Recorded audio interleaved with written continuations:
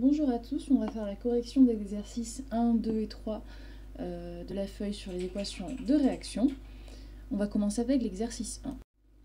Donc dans l'exercice 1, vous parlez un petit peu du détartrage. On vous disait du coup que le calcaire, il était constitué de carbonate de calcium, CaCO3. Pour dissoudre ce dépôt de calcaire, il faut verser une solution acide. Et on vous dit que la réaction qui a lieu va libérer du dioxyde de carbone. Alors le dioxyde de carbone, c'est CO2, c'est le CO2 que vous voyez ici. Et on vous demande du coup de recopier et de compléter l'équation qui modélise la transformation. Eh bien, pour pouvoir compléter cette équation de réaction, il faut en premier respecter la règle de conservation des noyaux atomiques. C'est-à-dire qu'il doit y avoir autant de noyaux de calcium Ca du côté des réactifs que du côté des produits. Là, si on regarde, on a bien un atome de calcium du côté des réactifs et un noyau de calcium du côté des produits. C'est bon. Ensuite, on regarde pour le calcaire, C. Eh bien, on a bien un C de chaque côté. Donc, c'est équilibré pour les carbones. Ensuite, on va regarder pour les oxygènes. On en a 3 du côté des réactifs. Et on en a 1. Et puis ensuite, 2 ici. Ça nous en fait donc bien 3 du côté des produits. On a bien 3 oxygènes de chaque côté. Maintenant, on va regarder les hydrogènes, les H. Et alors, si vous regardez au niveau des hydrogènes, du côté des produits, vous en avez 2. Alors que, initialement, du côté des réactifs, vous n'en avez qu'un. C'est donc bien pour ça qu'on vient équilibrer en rajoutant un petit 2 ici. Maintenant, il faut vérifier la deuxième règle de conservation, c'est-à-dire qu'il doit y avoir autant de charges électriques au global du côté des réactifs que du côté des produits. Eh bien, du côté des réactifs, on a 2 fois H+, ça veut dire qu'on a bien 2+, et du côté des produits, on a 2+ directement avec l'ion calcium, Ca2+. Voilà, c'était tout pour cet exercice. On va passer à l'exercice 2. Dans l'exercice 2, on vous parlait de la protection de l'aluminium. Donc on vous dit au contact du dioxygène, le dioxygène, je vous rappelle du coup c'est O2, l'aluminium, de symbole Al, il va se recouvrir d'une fine couche d'oxyde d'aluminium de formule Al2O3. On vous dit que cet oxyde va protéger le métal contre toute autre réaction de corrosion. Il va falloir écrire l'équation de la réaction.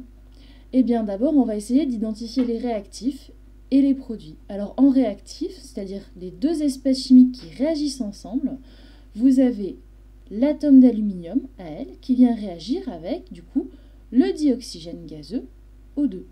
Donc ça, ce sont nos deux réactifs. Ils vont réagir ensemble pour former l'oxyde d'aluminium, Al2O3. Donc votre produit, ça sera Al2O3. Eh bien, il ne nous reste plus qu'à commencer à écrire notre équation de réaction. On écrit bien les réactifs à gauche du signe égal, donc Al et O2, et le produit à droite du signe égal, Al2O3. Maintenant, il va falloir équilibrer tout ça. Donc, je vous rappelle les règles de conservation. Il doit y avoir autant de noyaux chimiques du côté des réactifs que du côté des produits. Eh bien, on va regarder ça.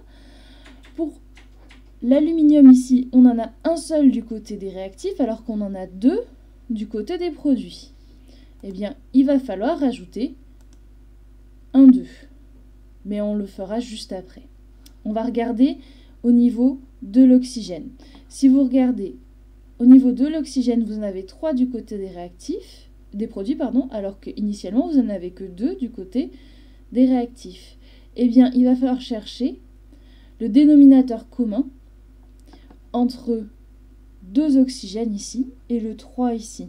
Eh bien, vu que du côté des produits, on peut les avoir que 3 par 3 les oxygènes, il nous faut bien les mettre en 2 fois. Ça nous fait bien 2 fois 3, on en a 6. Et du côté des réactifs, vous avez du coup 3 fois 2, vous en avez 6.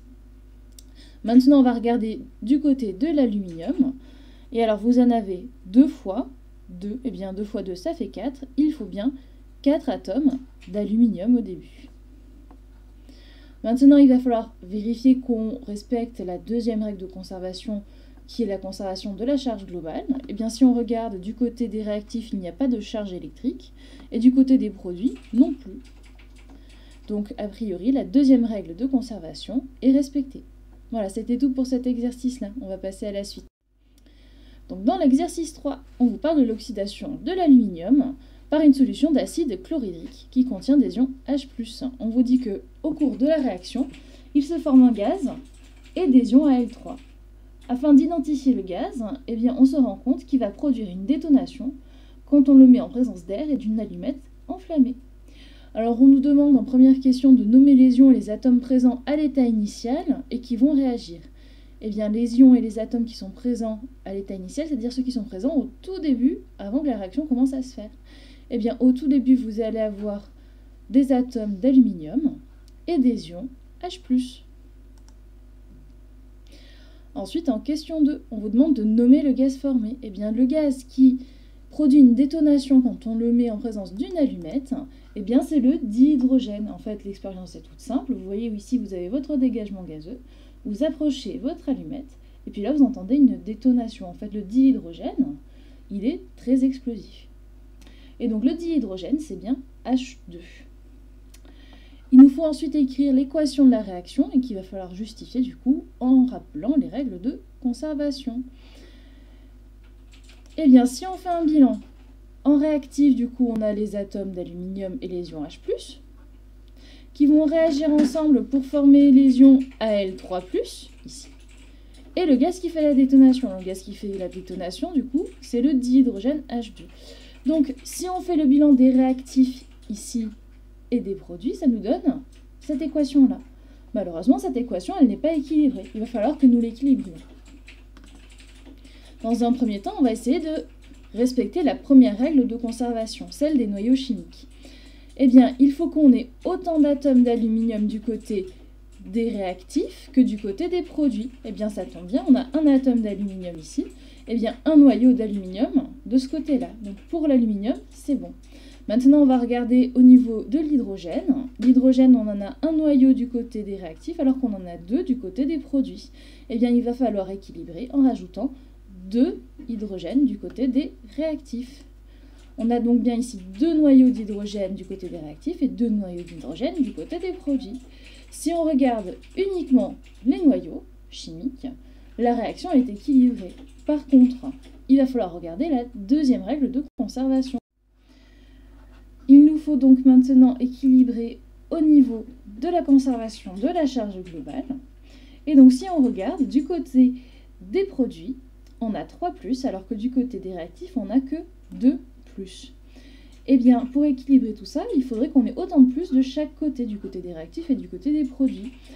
Une des solutions, ce serait d'avoir 6+ du côté des réactifs et 6+ du côté des produits. Pour avoir 6+ du côté des produits, eh bien, il nous suffit d'avoir 2 ions Al3+. Et donc, pour avoir 6+ du côté des réactifs, il nous suffit d'avoir 6 ions H+. Problème, en mettant 6 ions H+, tout ça n'est plus équilibré au niveau des noyaux chimiques. Il faut rééquilibrer les noyaux chimiques. Eh bien, si on regarde, on a 2 noyaux d'aluminium du côté des produits. Il nous faut donc 2 noyaux d'aluminium du côté des réactifs. En faisant ça, on ne change pas les charges. On a toujours nos 6+ du côté des réactifs et les 6+ du côté des produits.